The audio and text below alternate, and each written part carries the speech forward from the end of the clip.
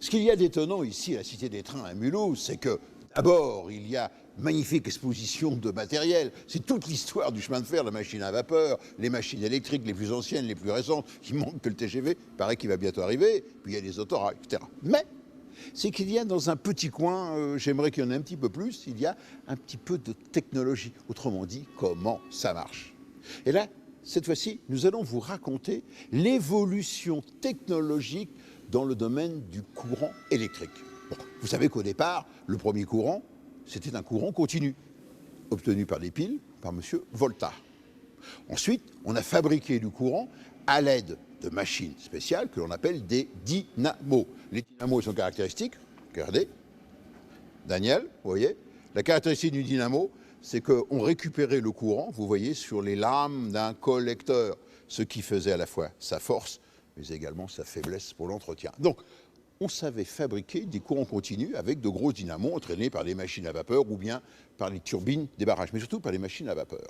Et la première application du courant continu, qui était un excellent courant pour des moteurs électriques aptes au démarrage avec un fort couple, donc c'était le chemin de fer, c'est-à-dire c'était les tramways, les métros et puis les réseaux de banlieue, les premières automotrices. Vous vous souvenez ? On l'a vu dans un précédent TGV. Mais il y avait un deuxième type de courant qui était plus simple à produire, qui était le courant alternatif avec un alternateur. Autrement dit, un courant qui n'est plus continu, toujours le même voltage, mais un courant, vous savez, qui oscille et qui change de sens 50 fois par seconde. C'est le courant industriel, c'est le courant que nous utilisons, qu'on appelle le courant lumière. Et ce courant, eh bien, les ingénieurs ont pensé à l'utiliser, parce qu'il était plus facile à fabriquer et plus facile à transporter, dans le domaine du chemin de fer. Et la première application en France, alors que c'était déjà fait dans l'Europe centrale, eh bien, ça a été à l'aide de cette machine-là. Regardez ce groupe tournant. C'est un monstre. C'était en 1910, sur la ligne Villefranche-Perpignan. Des automotrices circulaient non plus en courant continu, mais en courant alternatif, 12 000 volts, 16 périodes de tiers. Pourquoi cette période de tiers? Parce qu'au lieu de faire du 50 périodes, on les divise par 3. C'est plus commode, on fait 50 divisé par 3, ça fait 16,3333, 16 de tiers, 16,66. Alors, un énorme moteur électrique qui entraîne un énorme alternateur qui produit du courant alternatif et puis s'alimenter l'automotrice. Le succès n'était pas là.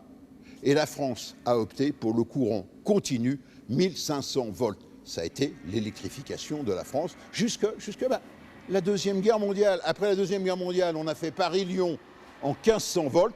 Et là, un ingénieur, un polytechnicien de génie, Louis Armand, aidé par Marcel Garot et puis par Fernand Nouvion, auquel nous avons consacré, vous vous souvenez, un DVD, eh bien ces trois hommes ont dit on va faire une mutation dans le domaine de la technologie. Utilisons le courant du réseau interconnecté de l'EDF qui avait été créé juste après la guerre. Il est plus facile à transporter, c'est plus économique et les moteurs ont un meilleur rendement. Une expérience a été tentée, l'étoile de Savoie, c'est-à-dire La Roche-sur-Foron.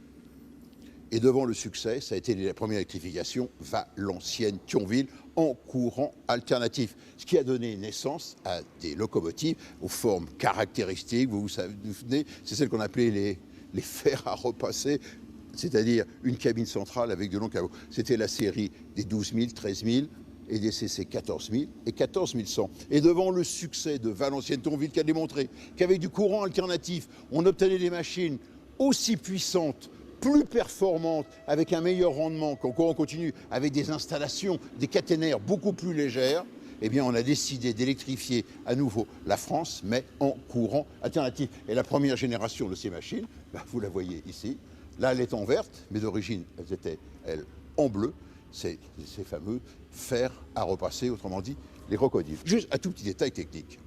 Au début du courant alternatif, on était timide. On se demandait, est-ce qu'on est capable de faire des moteurs électriques aussi performants qu'avec le courant continu?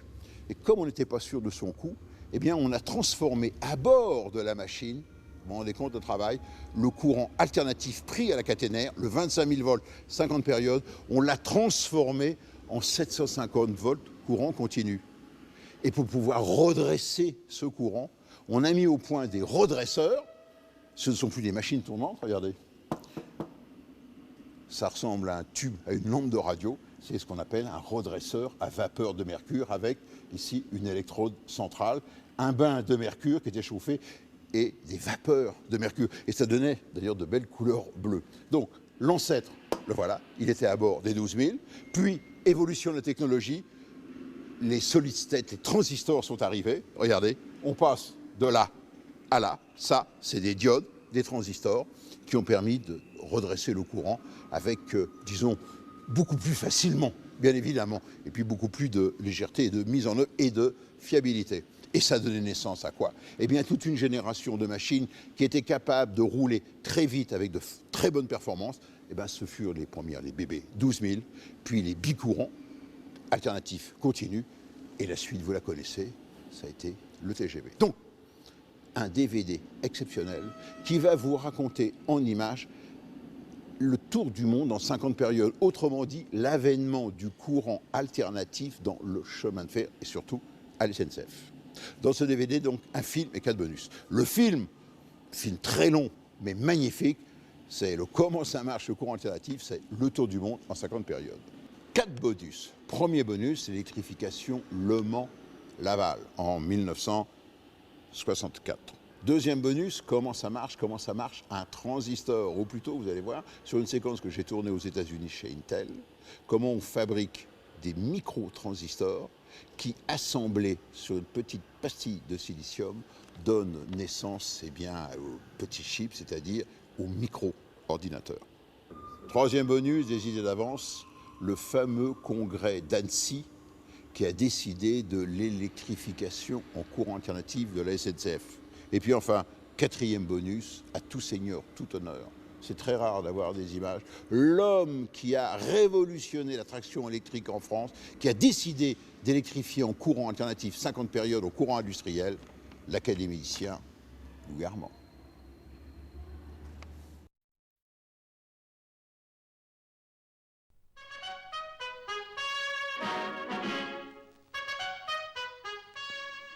Cher monsieur, je dois écrire pour mon journal une série d'articles sur la traction électrique à courant monophasé industriel, 25 000 volts, 50 périodes.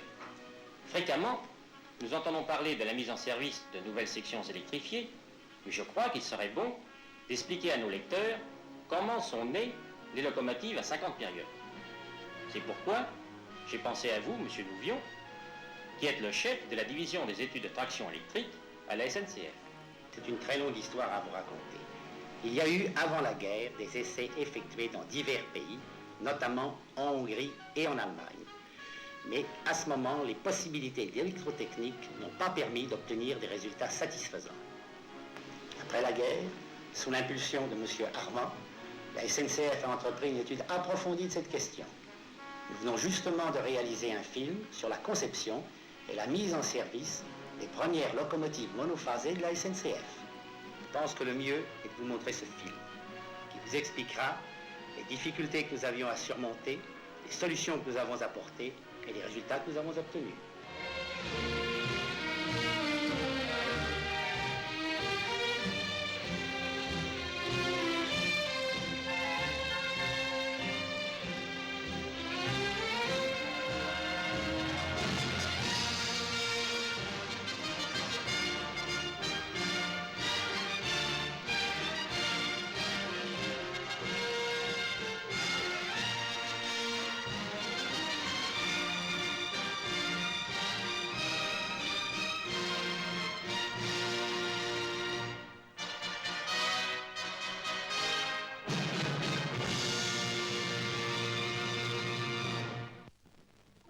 Les centrales thermiques qui alignent leurs imposantes cheminées utilisent pour produire le courant électrique du charbon de faible valeur, pratiquement inutilisable dans l'industrie et particulièrement par les locomotives à vapeur consommatrices de charbon de qualité.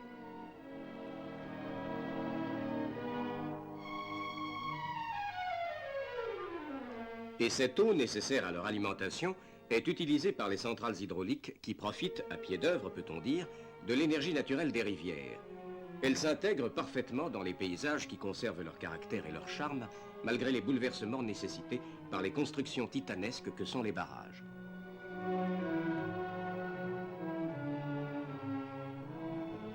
Le courant alternatif à 50 périodes est maintenant le courant de tout le monde.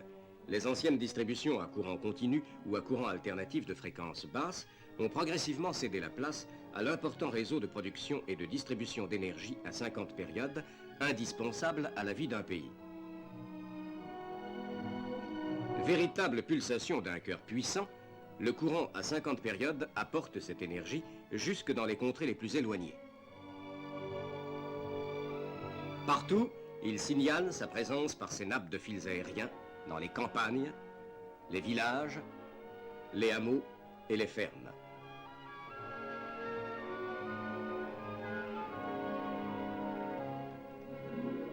Dans les usines, il améliore le rendement et la production du pays grâce aux machines-outils modernes. Les arts ménagers ne peuvent plus se concevoir sans lui.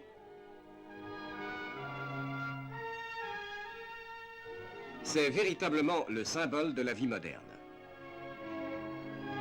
En traction ferroviaire, seul le jouet de l'enfant et les modèles réduits chers aux fanatiques du chemin de fer ne demandent que de très faibles puissances et savent depuis longtemps déjà utiliser ce courant universel à 50 périodes.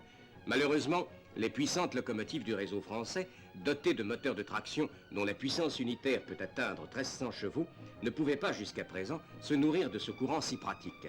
Assurant un service excellent, réalisant des performances remarquables, capables par exemple de battre des records du monde de vitesse en tirant un train à 331 km à l'heure, elles avaient cependant une tare originelle. Mais pourquoi ? Le moteur le mieux adapté à la traction, grâce à sa souplesse et à son couple élevé au démarrage, le moteur série à collecteur semblait ne pouvoir accepter le courant à 50 périodes que pour de très faibles puissances. En effet, pour des puissances importantes, le passage de ce courant entre le stator du moteur et son collecteur ne pouvait se faire sans production d'étincelles qui abrègent la vie du collecteur, donc incompatible avec le faible entretien préconisé et la longue existence attendue du matériel moteur électrique.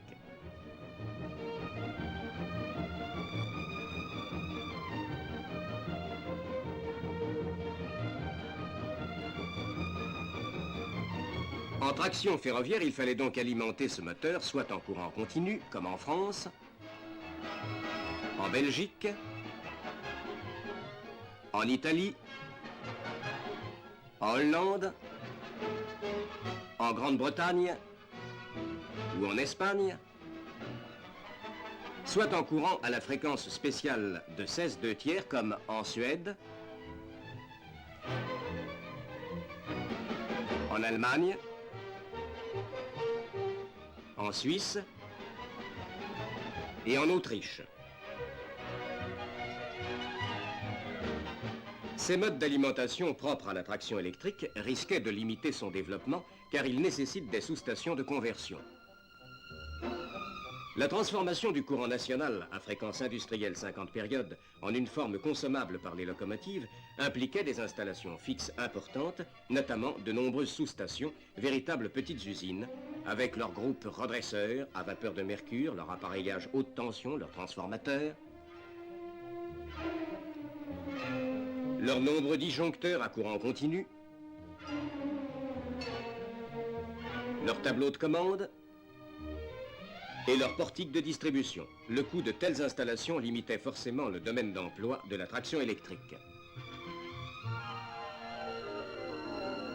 Au contraire, l'alimentation en courant industriel ne nécessite que des postes de transformation que l'on peut placer judicieusement au point d'intersection du réseau général de distribution et des voies ferrées.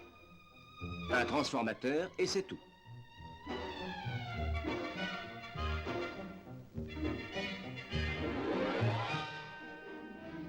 Pour rendre possible le système de traction monophasé à 50 périodes, la première et la plus importante difficulté à surmonter était donc la réalisation d'engins moteurs fonctionnant correctement lorsque l'on les alimente directement en courant alternatif à 50 périodes.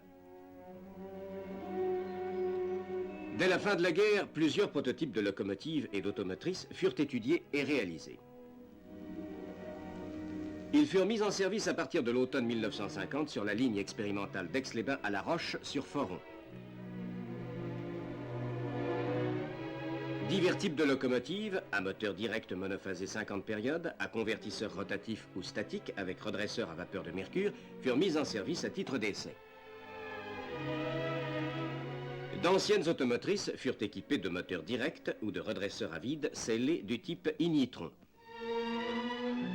Comme celle-ci, dont la silhouette est familière aux Parisiens et dont l'essor assure quotidiennement depuis plus de 30 ans le service de la banlieue Saint-Lazare, électrifiée en courant continu 600 volts.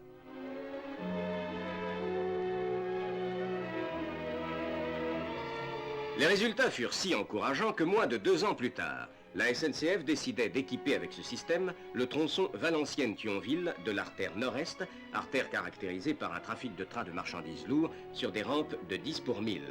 L'enjeu était trop grave pour que l'on ferme dès ce moment une des voies offertes par le nouveau système. Les études furent poursuivies afin d'obtenir l'une des qualités les plus précieuses de l'électrification à 50 périodes, utilisant le courant industriel. Elle doit profiter de toutes les ressources et de tous les progrès de l'électrotechnique moderne. On vit donc apparaître 4 types de locomotives sur Valenciennes-Thionville.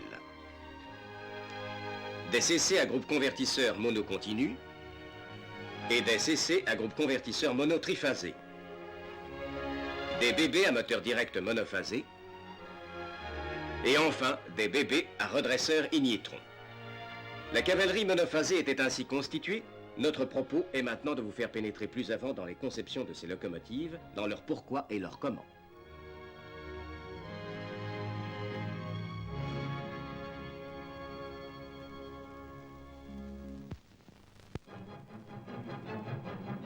Desservant une région fortement industrialisée, le trafic de l'artère nord-est est caractérisé par une forte densité de trains complets très lourds.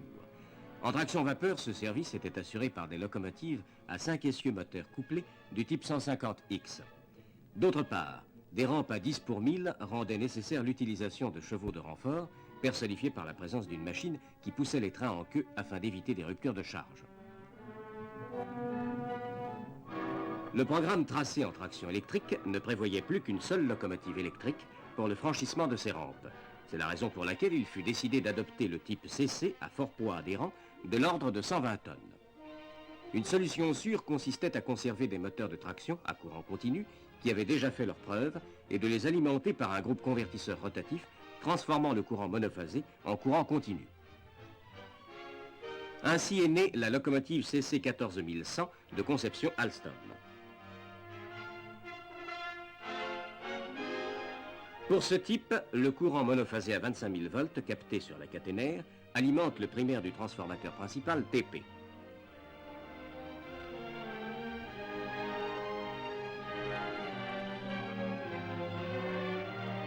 Le secondaire à 3000 volts alimente le stateur du moteur synchrone MS. 2 génératrices à courant continu GP calées sur l'arbre du moteur synchrone alimentent sous tension variable de 0 à 750 volts les 6 moteurs de traction M à courant continu branchés en parallèle.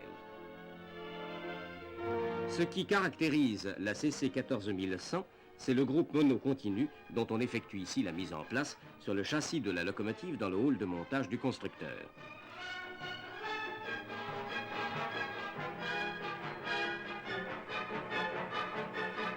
Sur le groupe, le moteur synchrone en constitue la partie centrale. Les 2 génératrices à courant continu sont situées de part et d'autre. Les 3 carcasses distinctes sont boulonnées entre elles et centrées par emboîtement circulaire sur 2 flasques communs. Le groupe, d'un poids total de 21 tonnes, repose sur le châssis par l'intermédiaire de plots en caoutchouc.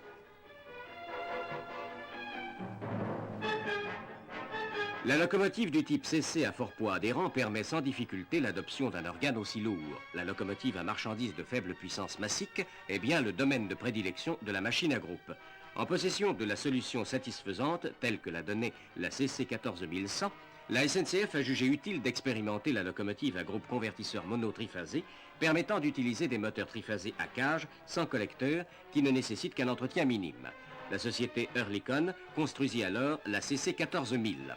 Dans cette machine, le courant à 25 000 volts alimente le primaire du transformateur principal. Le secondaire, à 1100 volts, alimente un groupe convertisseur de phase monophasé triphasé.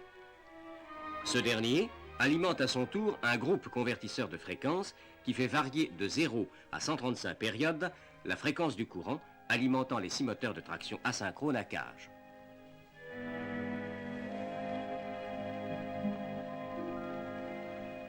Les machines de la CC 14000 forment deux groupes. Le moteur synchrone et la génératrice à courant continu sont réunis et forment le groupe synchrone convertisseur de phase qui tourne à vitesse constante. La machine asynchrone et le moteur à courant continu forment le groupe asynchrone convertisseur de fréquence.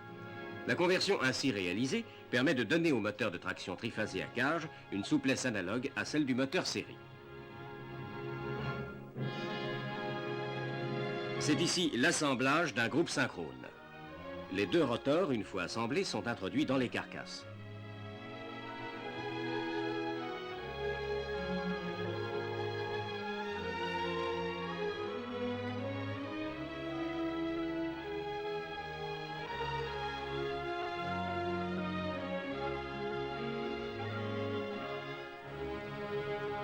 Celles-ci seront à leur tour boulonnées entre elles, de façon à constituer un ensemble indéformable.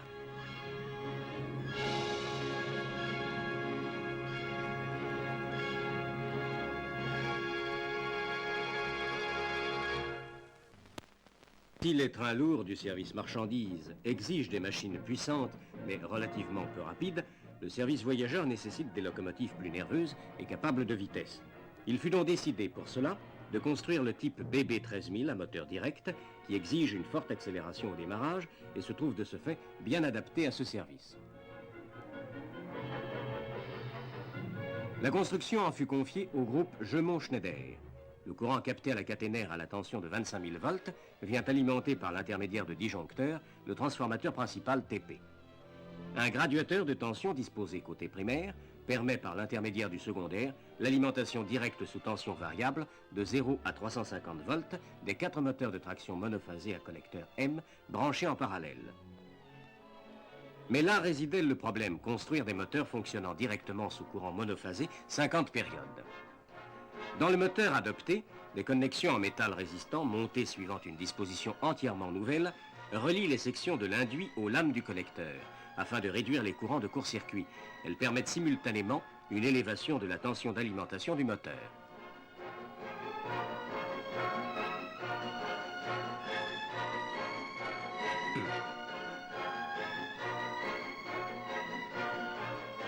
Les porte-balais en nombre imposant sont munis de dispositifs répartiteurs de pression qui assurent une égalisation des efforts sur les balais d'une même ligne. Les courants de court-circuit, déjà réduits par les connexions résistantes, le sont encore par l'emploi de balais divisés et par l'isolement des faces des porte-balais.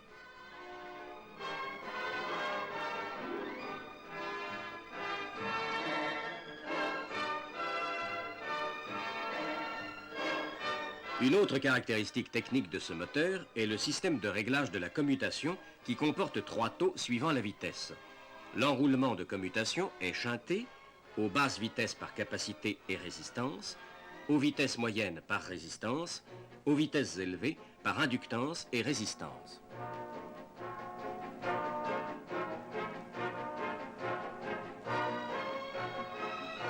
Dans tout parc de locomotives, il est bon d'avoir des locomotives mixtes pouvant assurer indifféremment un service voyageur ou un service marchandises, de façon à apporter de la souplesse dans l'utilisation du parc.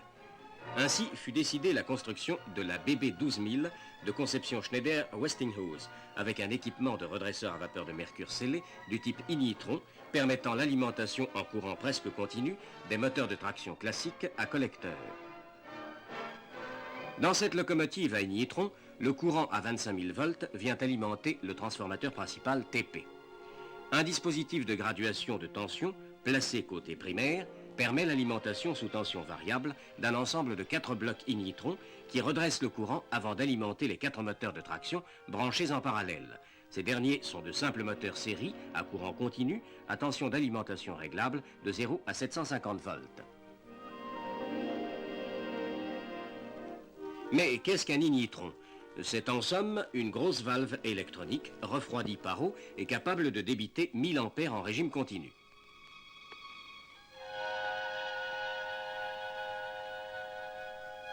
Voyons de plus près son principe et son fonctionnement.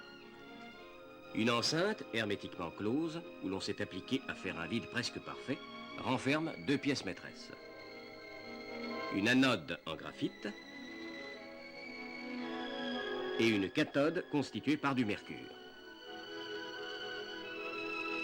Chaque fois que le potentiel de l'anode est supérieur à celui de la cathode, un arc jaillit entre ces deux pièces, à la condition toutefois de faire apparaître au bon moment sur le mercure de la cathode une zone d'ionisation intense, la tache cathodique. C'est le rôle de lignitaire, composé semi-conducteur, obtenu à partir du carbure de bore et de tungstène traités au creuset. On envoie donc 50 impulsions de courant par seconde dans l'ignitaire, provoquant ainsi l'allumage et l'extinction de la tache cathodique 50 fois par seconde. Les ignitrons sont groupés par deux dans des blocs comportant tout l'appareillage d'excitation nécessaire à la commande du fonctionnement des tubes. Chaque locomotive BB 12000 comporte 4 de ces blocs.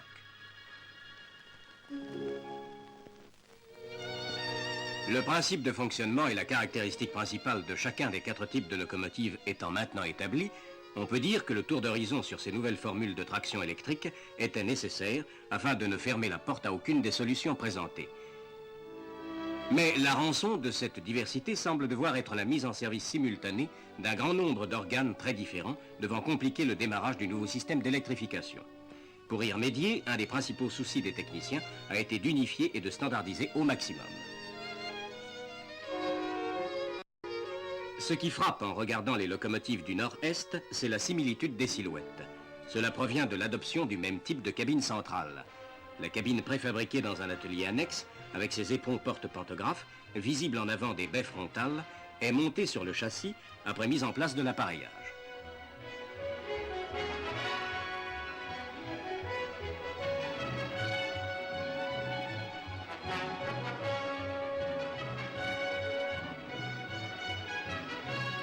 Un des principaux avantages de la cabine centrale est de permettre une visibilité parfaite, tant à l'avant qu'à l'arrière, grâce à la forme profilée des capots.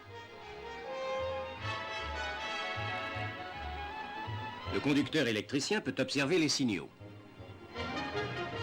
Surveiller ces appareils de mesure et de contrôle groupés dans la cabine, ce qui, soit dit en passant, facilite le dépannage en ligne.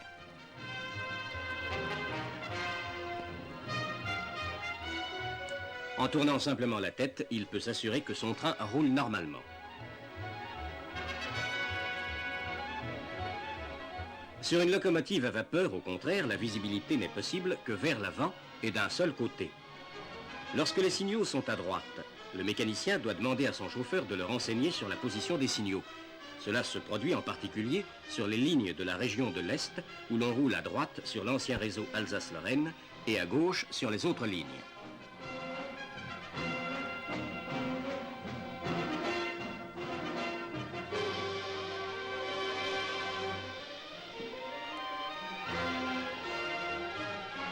La même tension, 25 000 volts, alimentant les 4 séries de locomotives, il était normal d'avoir les mêmes appareils haute tension, tel le disjoncteur mis en place ici sur la toiture. Cet appareil à air comprimé à grand pouvoir de coupure, construit et mis au point dans les usines du Havre de la compagnie électromécanique, est directement dérivé du disjoncteur Brown-Boveri, classique en traction 16/2.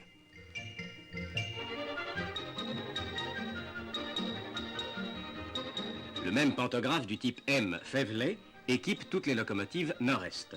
Il est du type classique à commande pneumatique. Il est unipalette avec cornes isolées.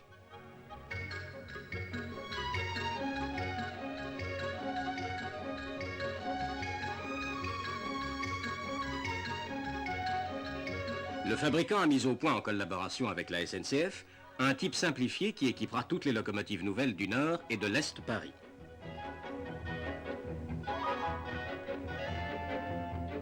Le compresseur unifié est du type AD 3000.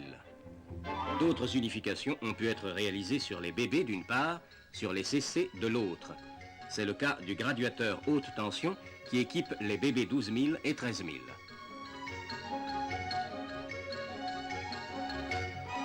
Son rôle est de permettre l'utilisation successive des différentes prises de réglage de l'autotransformateur placé en tête du transformateur principal.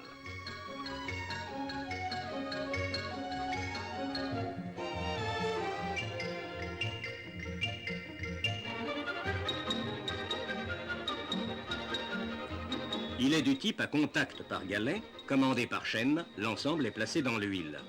Le graduateur constitue un organe robuste, accolé au transformateur et pratiquement sans entretien.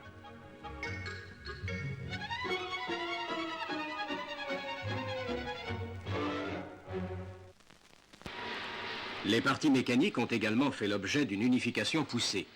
Elles sont pratiquement identiques sur les deux types de bébés. On trouve le même essieu dont le forgeage, toujours très spectaculaire, demande un soin particulier et surtout beaucoup d'habileté de la part des ouvriers spécialisés auxquels ce travail délicat, malgré son apparence grossière, est confié.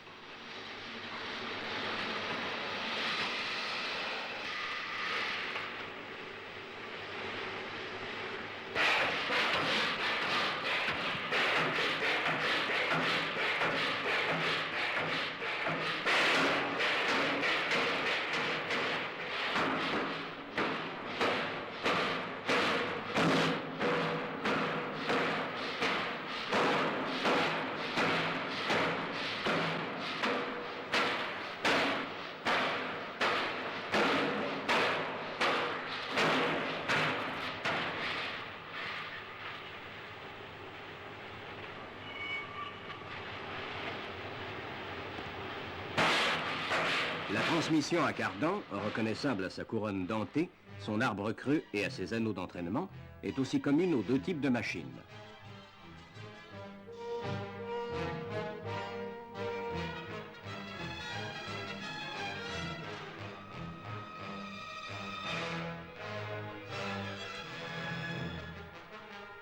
On trouve aussi le même bogie à quelques détails près, ceux par exemple de la fixation des moteurs de traction.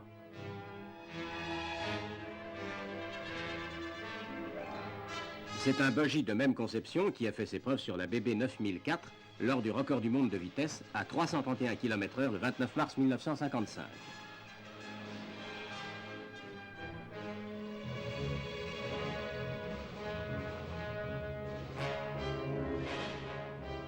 Les châssis de caisse, les capots et la cabine, nous l'avons vu, sont identiques. Et il est vraiment difficile de savoir quel est le type de locomotive, BB 12000 ou 13000, dont la caisse est descendue ici sur les bogies. Pendant cette lente opération, on peut aisément remarquer au passage la suspension pendulaire de la caisse sur la traverse de charge des bogies.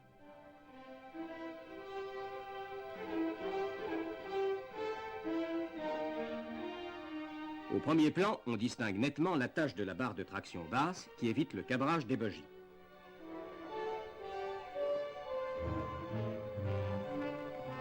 La même unification des parties mécaniques se retrouve sur les locomotives CC. Le châssis de bogie est essentiellement constitué par deux longerons largement dimensionnés et fortement entretoisés par 4 traverses dont 2 supportent les pivots.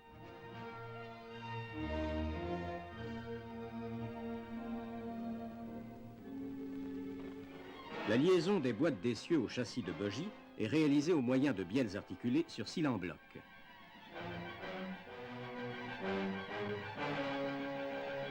Les bogies se différencient uniquement par le système d'engrenage et de transmission.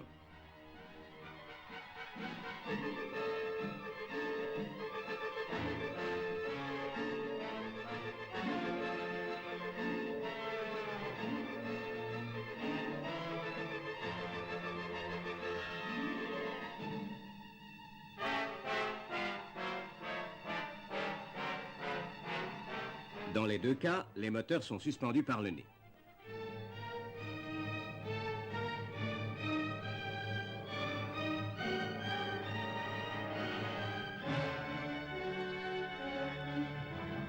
Dans la CC 14000, le pignon moteur attaque directement la couronne dentée qui est calée sur l'essieu.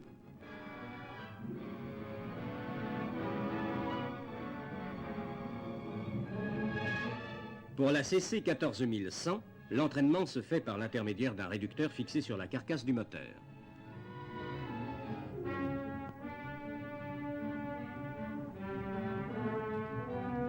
Ce réducteur a permis de monter sur une locomotive relativement lente un moteur rapide de faible encombrement.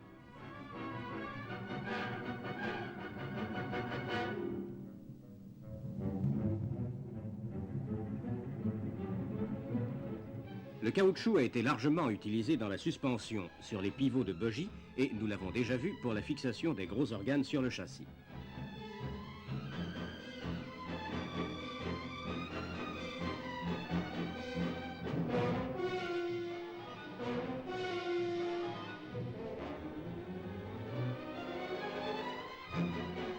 Le châssis de caisse comprend 2 longerons en tôle épaisse, principalement entretoisés par les traverses de tête et les traverses pivots.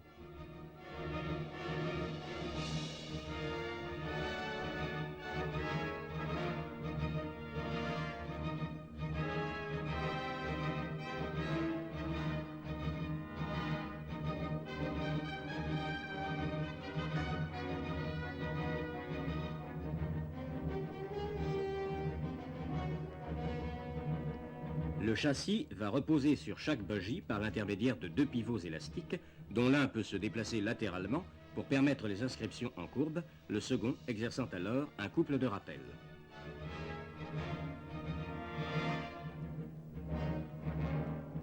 Il y a bien d'autres exemples d'unification sur les 4 types de locomotives nord-est.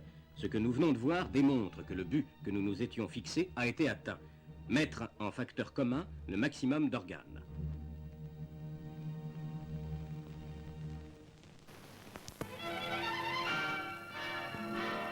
Commandées au cours de l'été 1952, les premières unités ont été mises en service moins de 2 ans plus tard dans les délais prévus, en juillet 1954. Résultat tout à l'honneur de notre industrie, si l'on songe aux multiples difficultés que devaient soulever les constructions d'engins aussi nouveaux. Parcours important, régularité de service, dépenses d'entretien aussi faibles que celles des locomotives classiques à courant continu 1500 volts, tous ces résultats justifient déjà un système de traction si longtemps controversé et la qualité des matériels commandés par la SNCF. Mais la grande révélation réside dans les aptitudes de traction remarquables des locomotives monophasées. On a pu dire, à la lumière de l'expérience, qu'elles avaient une adhérence supérieure d'au moins 50% à celle des locomotives électriques à courant continu.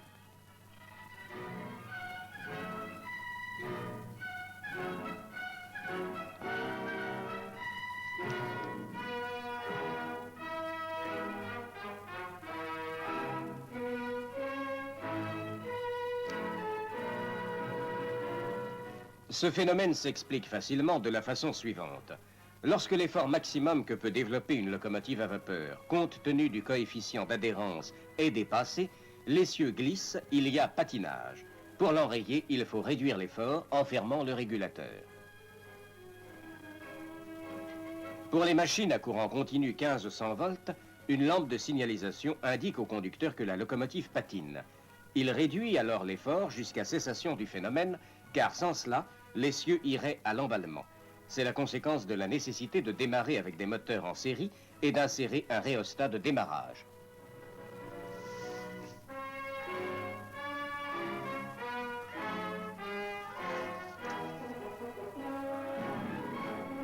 Sur les locomotives monophasées, au contraire, dans la majorité des cas, l'essieu ne part pas à l'emballement. Il glisse et se raccroche, et le démarrage du train n'est pas perturbé. Une étude approfondie et des essais très poussés auxquels a participé le cinéma ont été effectués avec une BB 12000 afin d'étudier ce phénomène.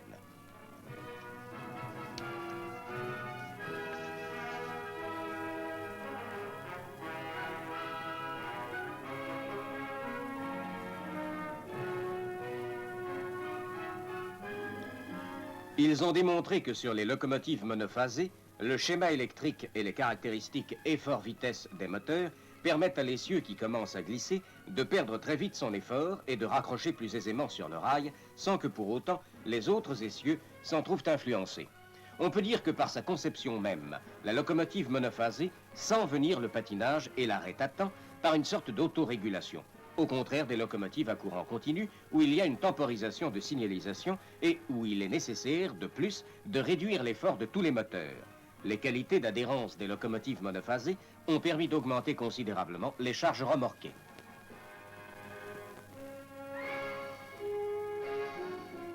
Sur la ligne Valenciennes-Thionville, comportant des rampes de 10 pour 1000, les locomotives à vapeur à 5 essieux couplés tiraient des trains de 1350 tonnes. En traction électrique, il était demandé de porter ces charges à 1800 tonnes.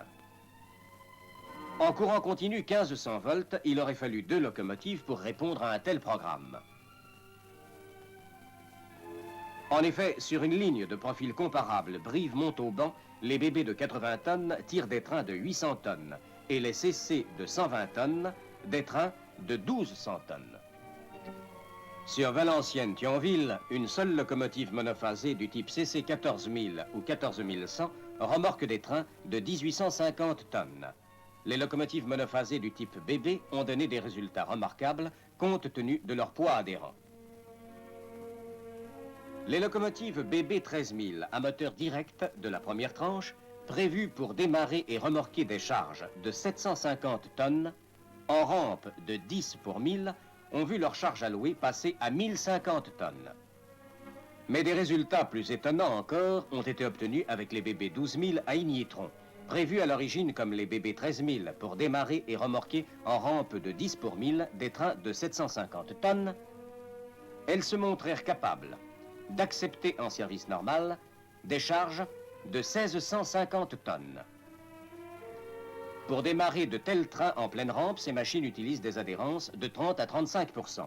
C'est pourquoi le rapport d'engrenage des machines de la deuxième tranche a été modifié et l'une d'entre elles, la BB 12006, a pu être incluse pendant quelques mois dans le roulement des CC avec la charge allouée de 1850 tonnes en rampe de 10 pour 1000. Au cours d'essais, la même locomotive a pu démarrer sur la même rampe un train de 2424 tonnes.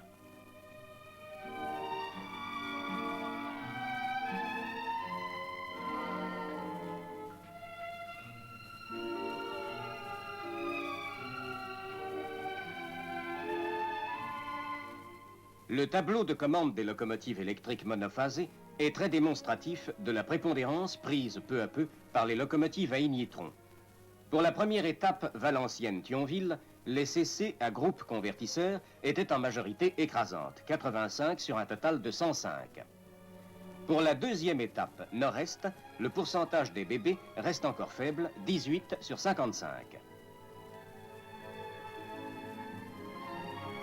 Mais à l'occasion de la troisième étape, les CC disparaissent et les locomotives BB à redresseur Ignietron rejoignent les BB à moteur direct.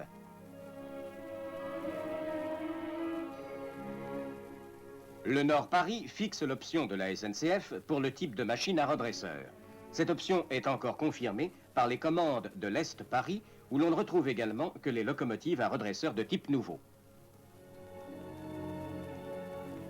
Au total, on trouve 122 locomotives CC à groupe convertisseur rotatif et 55 locomotives BB à moteur direct pour 302 BB à redresseur.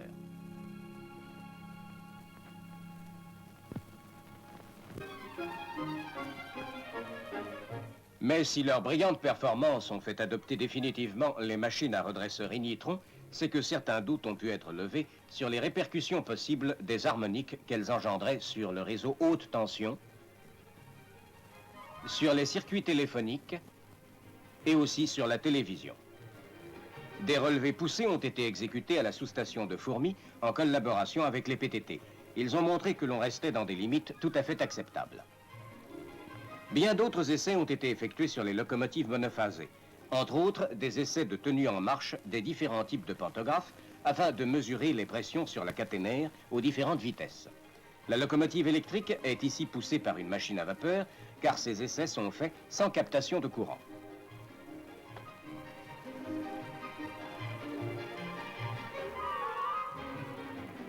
De la même façon a été mis au point le nouveau pantographe type AM. Ce nouveau pantographe est en forme de V couché au lieu de losange. Il est remarquable du point de vue tenue en vitesse et il permet un gain de poids très appréciable.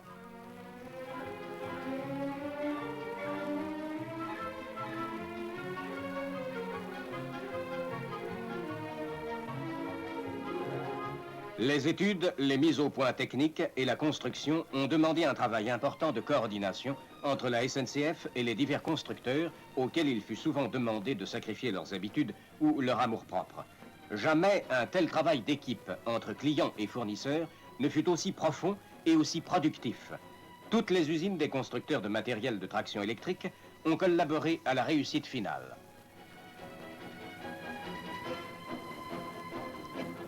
Ainsi, la traction monophasée à 50 périodes a pris la tête des grands systèmes de traction électrique. Aux économies attendues sur les installations fixes sont venues s'ajouter des économies substantielles sur le parc moteur, puisqu'un même service peut être assuré avec moins de machines. Pour reprendre un slogan bien connu, les locomotives monophasées remorquent les trains les plus lourds sous la caténaire la plus légère.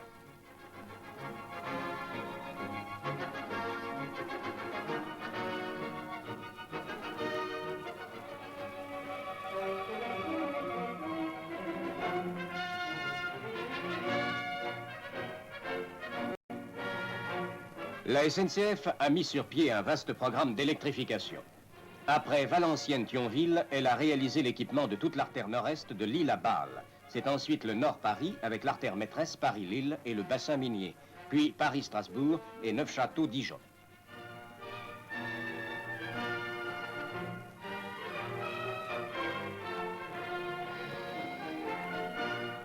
Le 50 période n'a pas prononcé son dernier mot, car il profite de tous les progrès de la technique industrielle.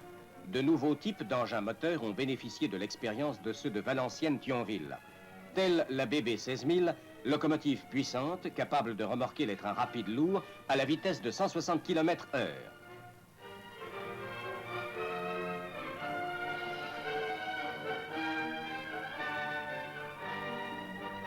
La dernière née, la BB 16500, dite légère, puisqu'elle ne pèse que 68 tonnes, tirant parti de l'excellente adhérence des machines à 50 périodes, dotée d'un bogie monomoteur et d'un double rapport d'engrenage, marque une révolution dans la conception des locomotives monophasées.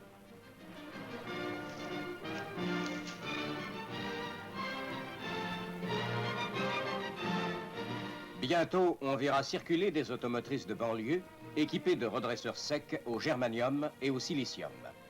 Les locomotives bénéficieront à leur tour des immenses possibilités offertes par les semi-conducteurs et l'électronique. Utilisant le courant de tout le monde, le chemin de fer est devenu un client comme les autres. On peut dire que la traction à courant monophasé industriel est à la pointe du progrès de la traction électrique et permettra un jour de faire le tour du monde en 50 périodes. Le petit train est passé à l'âge adulte.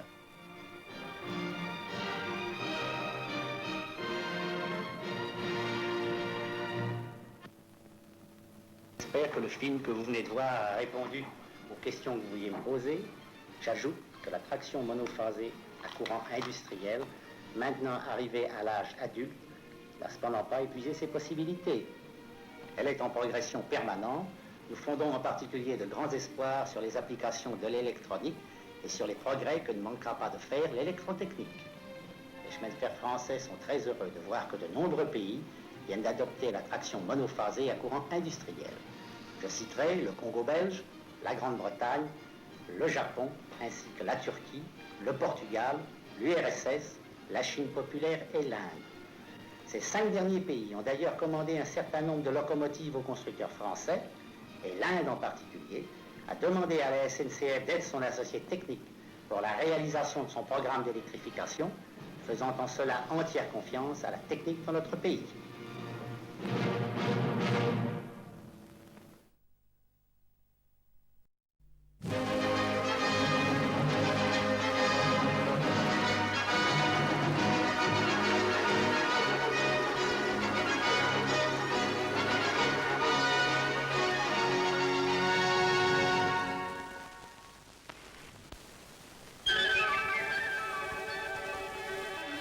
Dans le cadre du 4e plan de modernisation et d'équipement de la SNCF, il fut décidé, après étude, d'électrifier la section Le Mans-Rennes en courant monophasé 25 000 volts à fréquence industrielle 50 Hz, la première étape étant Le Mans-Laval.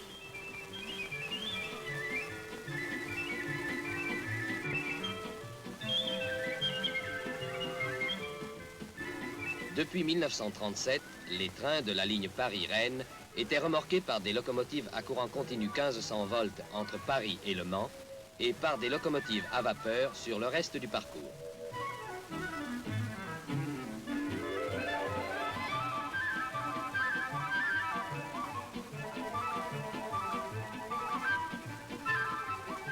Bientôt, il ne sera plus nécessaire de procéder à ces échanges en gare du Mans, l'électrification du tronçon Le Mans-Laval étant sur le point de s'achever.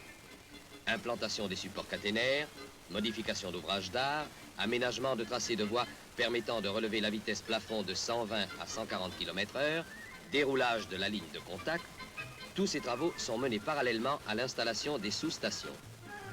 La section Le Mans-Laval est alimentée en courant alternatif 25 000 volts, 50 Hz, par 2 sous-stations situées au Mans et à Évron et distantes entre elles de 55 km. Connectées au réseau EDF par 2 lignes à 90 kV, elles comportent chacune 2 transformateurs monophasés d'une puissance unitaire de 10 000 kV ampères.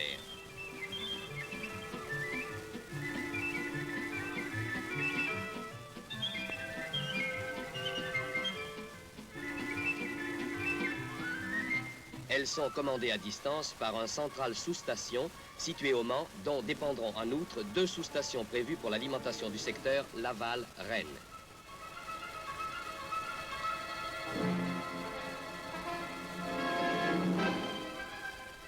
L'ensemble des installations de signalisation et de télécommunication a dû être modernisé.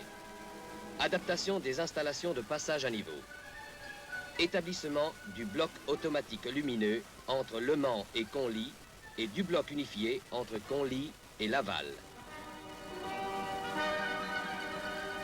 Encablement de tous les circuits. Remplacement du poste 1 de Laval par un poste unifié à 60 leviers.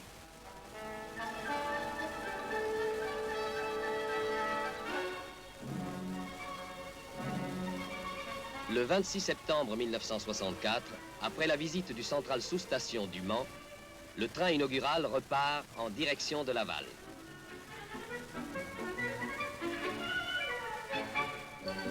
Peu après la sortie du Mans, au kilomètre 213 485, une section neutre permet la transition entre les 2 courants et c'est de la voiture d'observation aux glaces teintées que nous assistons au changement de pantographe.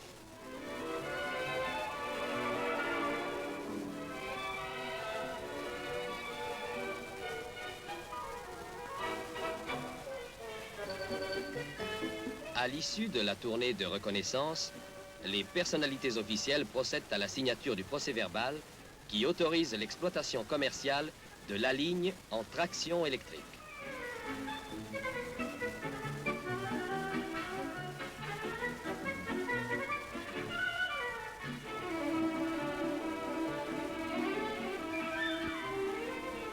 Désormais, la remorque des trains est assurée de Paris à Laval sans changement de machine par des locomotives bicourants de type BB 25200 et BB 25500, aptes à fonctionner indifféremment dans les 2 systèmes de courant, 1500 volts continus et 25 000 volts alternatifs.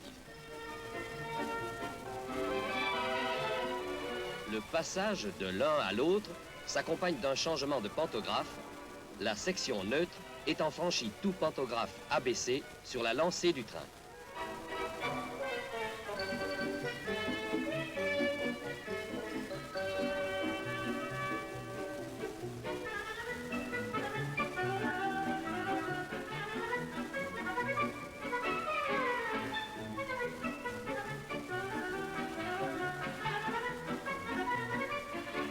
Amélioration des relations intéressant la Bretagne, réduction notable de la durée de parcours des trains de voyageurs, augmentation du tonnage des trains de marchandises, tels seront les principaux avantages de l'électrification de la ligne Le Mans-Laval-Rennes.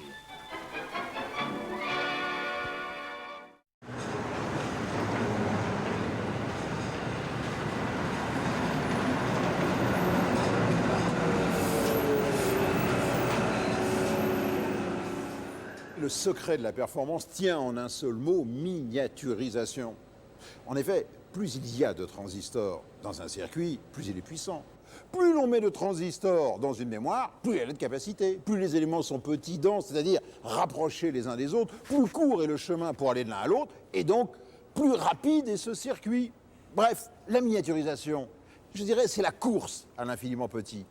Et toute la question est de se demander comment, sur une surface grande comme mon ongle, on peut loger plus d'1 million de transistors comme dans cet Intel 486. Il y a un mot qui revient tout le temps, c'est transistor.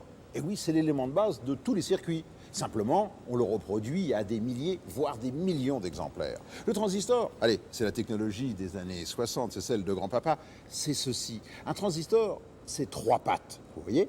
Une patte pour l'entrée du courant, une patte pour la sortie du courant, et au milieu, une patte qui est en quelque sorte un verrou qui permet de laisser ou de ne pas laisser passer le courant. Vous avez compris ? Le courant passe, on note 1, le courant ne passe pas, on note 0, 1, 0, 1, 0, 1, 0. Un transistor, c'est rien d'autre qu'un verrou. La technologie de grand-papa, c'était ceci. Vous voyez, on mettait les transistors les uns à côté des autres, on juxtaposait les éléments, et c'était un circuit en relief. Alors que la technologie, 30 ans plus tard, c'est celle d'aujourd'hui, vous voyez, c'est une technologie à plat et miniaturisée. Donc toute la question maintenant est de savoir comment fabriquer ce petit transistor. Voilà comment on procède. Cela tient de la technique photographique. Le point de départ, c'est un matériau qu'on appelle un semi-conducteur, c'est le silicium. Semi-conducteur, parce qu'il est entre les deux, entre un bon et un mauvais conducteur. On va d'abord commencer par lui mettre une première couche d'oxydant dans un four. Voici le silicium, voici l'oxydant. L'oxydant, simplement, c'est un isolant. Puis ensuite, on va déposer une couche d'une résine dessus. Mais une résine qui est sensible à la lumière, aux rayons ultraviolets. On va donc mettre, vous voyez, un cache.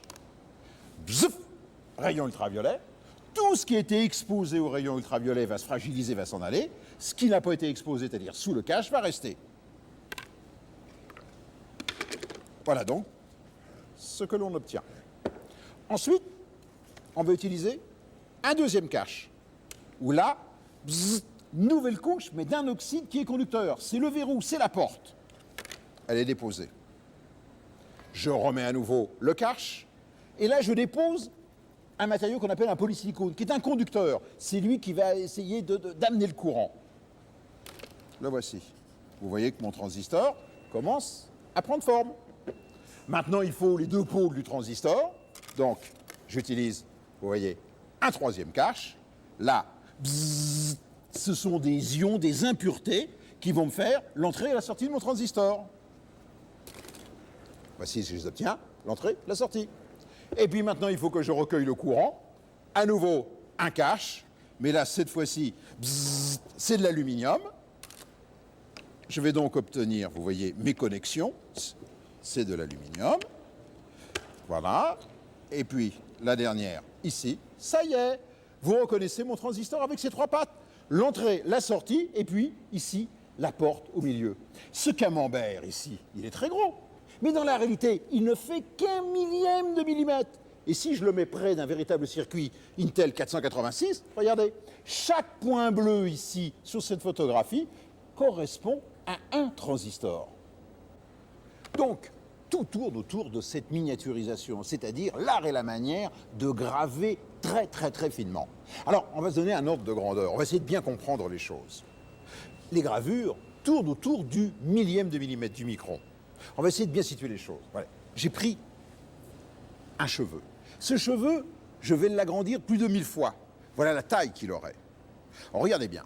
En 1970, les premières gravures, par rapport aux cheveux, avaient la taille de ce marqueur. En 1980, ce n'était plus qu'un crayon. En 1990, c'est la mine du crayon. On est de l'ordre du millième de millimètre. Vous voyez, par rapport à un cheveu, actuellement, la finesse de la gravure. Et en 1995, ça va être un demi-micron, autrement dit, un fil de canne à pêche.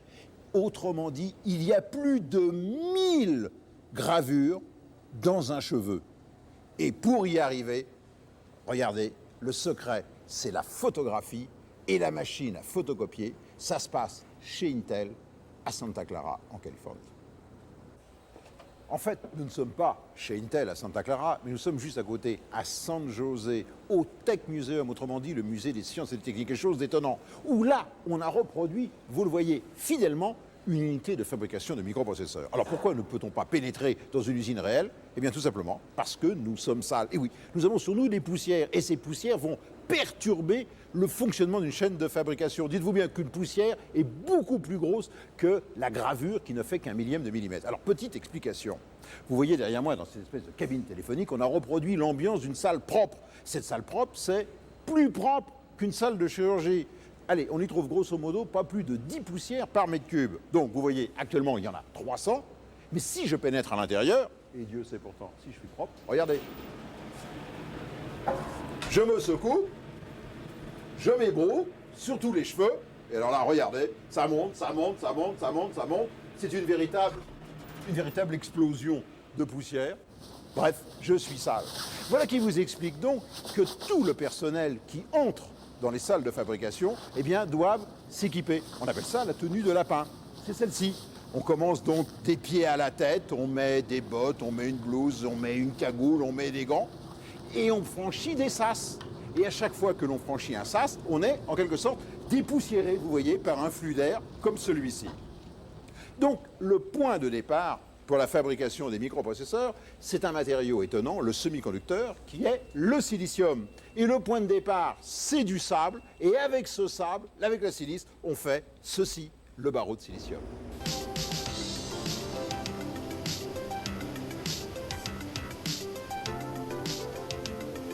C'est dans ce four à 1800 degrés qu'a lieu ce véritable miracle de la cristallographie.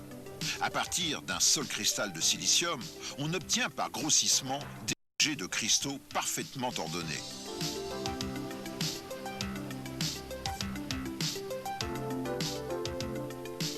Et lentement, très lentement, on procède à l'étirage. Et voici, en accéléré, le résultat. Ensuite, on découpe le barreau en fines tranches. Puis c'est le polissage de ce qui est devenu un wafer.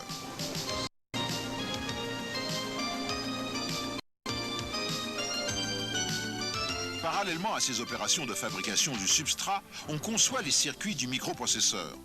Ce sont des milliers de transistors qui jouent le rôle de portes électroniques.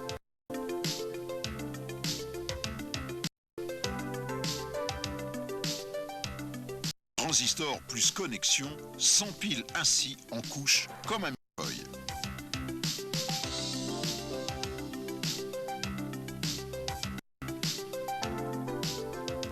À chaque opération de fabrication correspond donc un plan, ou plutôt ce qu'on appelle un masque pour les opérations de photogravure. C'est le secret de la microélectronique. Voici comment on procède. Avant chaque opération, on dépose sur la tranche de silicium une résine sensible aux rayons ultraviolets. À travers le masque, on l'expose au rayonnement. En somme, à partir d'un schéma à reproduire, on réalise un cliché, mais en taille beaucoup plus petite. Et il suffit de juxtaposer ces clichés sur la tranche de silicium pour obtenir d'un seul coup plus d'une centaine d'ébauches de microprocesseurs. Et ainsi de suite, automatiquement, c'est l'enchaînement, résine, exposition, lavage, dépôt de quelques atomes là où il le faut et juste ce qu'il faut.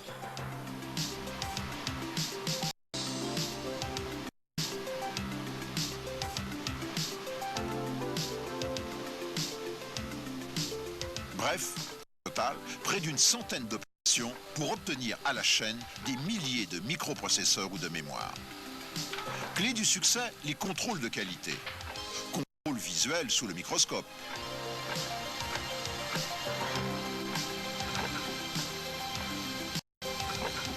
Contrôle électrique systématique de chaque circuit.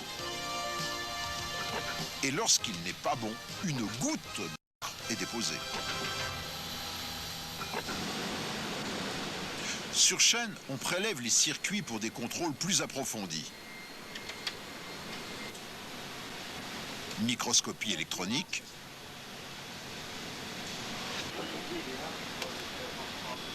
contrôle visuel de la géométrie des circuits. Restent maintenant les dernières opérations. La préparation du support du microprocesseur avec ses connexions.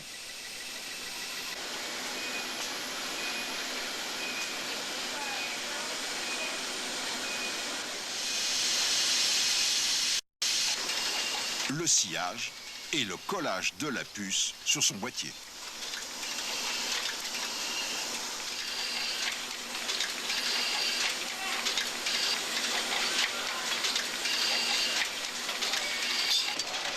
Regardez à quel rythme les processeurs sortent de fabrication.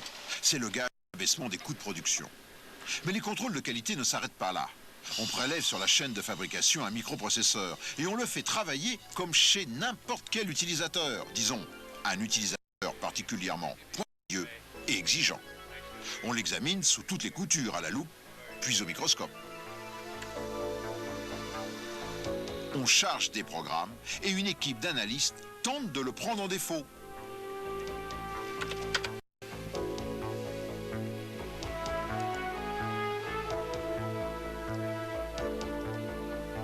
Tout y passe, jusqu'aux représentations graphiques en 3D.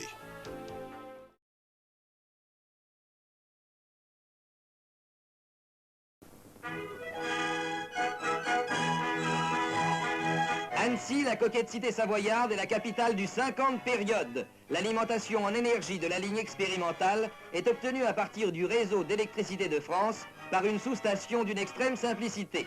Les installations réduites au strict minimum consistent essentiellement en 2 transformateurs fournissant la tension monophasée à 20 000 volts.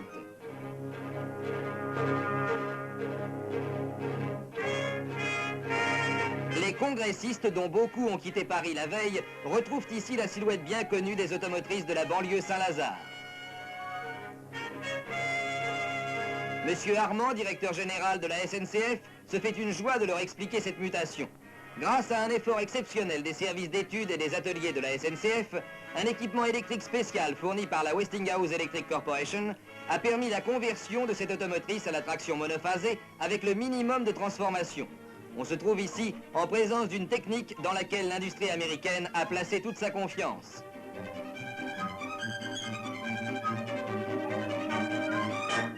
Le courant monophasé, après abaissement de sa tension dans un transformateur, est converti en courant continu dans des redresseurs à vapeur de mercure de très petite taille, appelés ignitrons.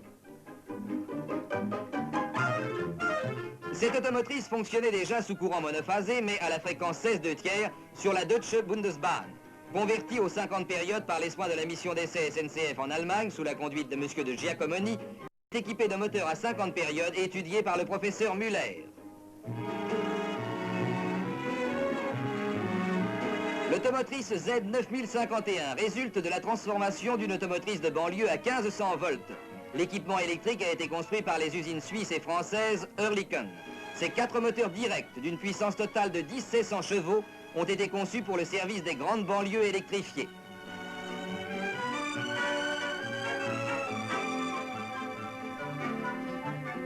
La locomotrice BB 8051, construite par Alstom, appartient comme l'automotrice à ignitron à la famille des engins à redresseurs.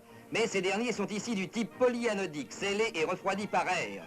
On attend beaucoup d'enseignements d'un tel type de machine, capable de résoudre des problèmes de traction difficiles.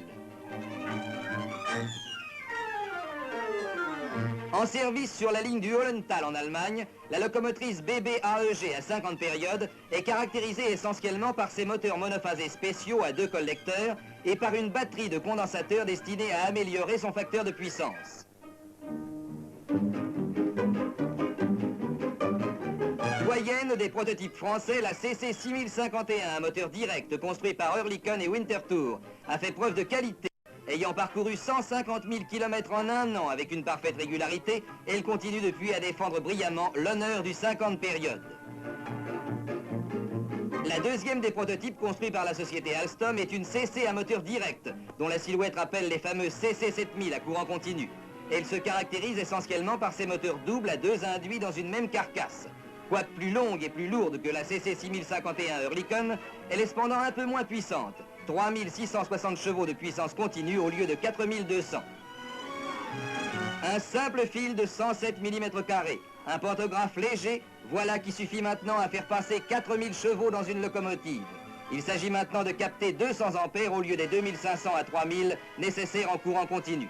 Sous station réduite au minimum, caténaire légère, puissante locomotive, voici ce que sera la physionomie des futures artères électrifiées de la SNCF.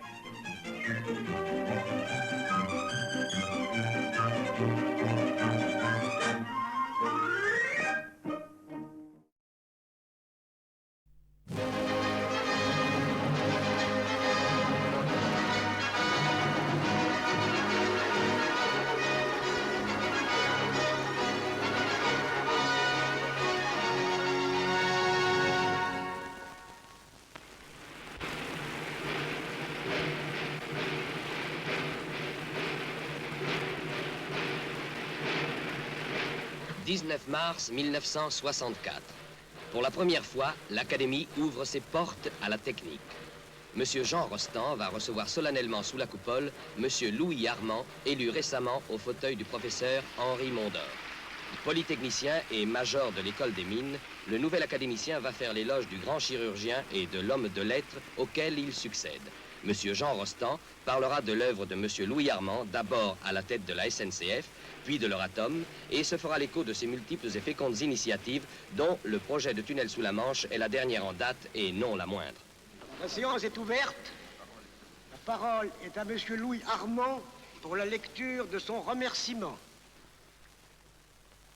Messieurs, depuis qu'à l'Académie, à la suite d'Olivier Patru, s'est institué pour les nouveaux membres l'usage de prononcer un discours de remerciement, 550 confrères, si l'on peut se fier aux additions d'un polytechnicien, ont rivalisé de modestie pour confronter leurs mérites à l'honneur qui leur était fait. Je me garderai de ne pas respecter cette tradition, bien que je sois loin d'avoir les mêmes talents pour cet exercice, et que de surcroît, je sois saisi d'une sorte d'appréhension tenant à ce qu'aujourd'hui, plus que jamais, et sous l'effet de la solennité, je me sens entouré par des ombres imposantes de mes prédécesseurs dans ce 38e fauteuil. Messieurs, le technicien ne saurait prétendre que son rôle n'égale à celui du chirurgien, dont le métier est constamment placé entre la vie et la mort. Et je m'incline devant mon prédécesseur, qui portait avec tant de conscience une si haute responsabilité. Nous assumons cependant de notre côté une mission qui n'est pas sans influer sur l'existence de l'homme, car c'est de la technique et de ses machines que dépend en majeure partie la promotion sociale.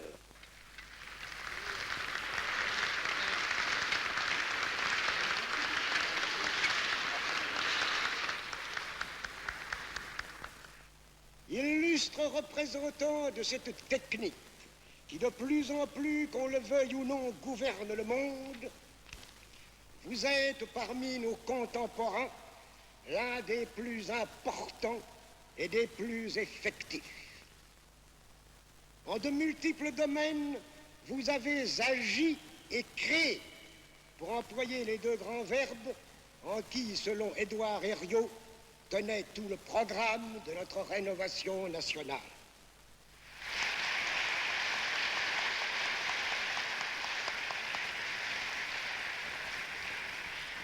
Prononcer votre nom, c'est évoquer de vastes entreprises, des initiatives hardies, de séduisants projets. Euratom, pétrole du Sahara, tunnel sous la Manche. Votre imagination heureuse, votre esprit de décision, votre goût des responsabilités font de vous l'un des grands consultants de l'État. En toutes circonstances difficiles, qui posent des problèmes d'équipement ou d'administration, on fait appel à votre compétence et à votre discernement. On vous interroge et parfois même on vous écoute. Vous êtes une des plus sûres...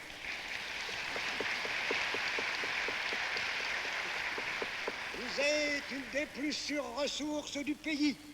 Vos espérances et vos rêves font partie de son potentiel évolutif.